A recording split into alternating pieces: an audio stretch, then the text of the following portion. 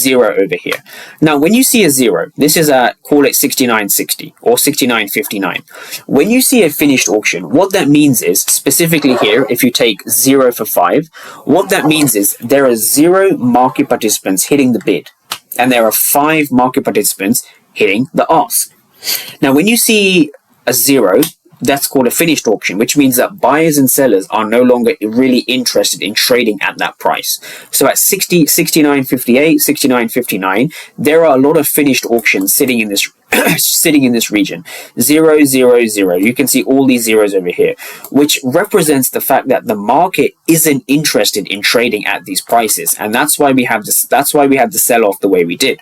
So by seeing by seeing positive delta, no upside follow through, and finished auctions over here, this is the difference between an A plus setup and your B plus setup over here, right? So the A plus setup and the B plus setup, they can look familiar, but there are fundamental differences which you can't see without a footprint chart. And that's what I wanted to kind of break down in this video. So if you were taking, the way that I would take this is I would look for the first candle outside of the zone like this. So I'd mark out a break line, and I would wait for the markets to come, and I would take a market execution as soon as we get below the red line. That is sort of what you're looking for.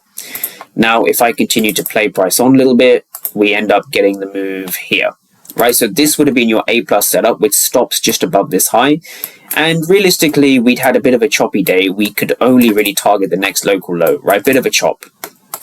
But that's beside the point, right? If you are looking for A plus setups, you need to compare the delta using finished auctions and follow through, right? So hopefully you can see the difference between sort of this setup and this setup, right? They're two different things, okay?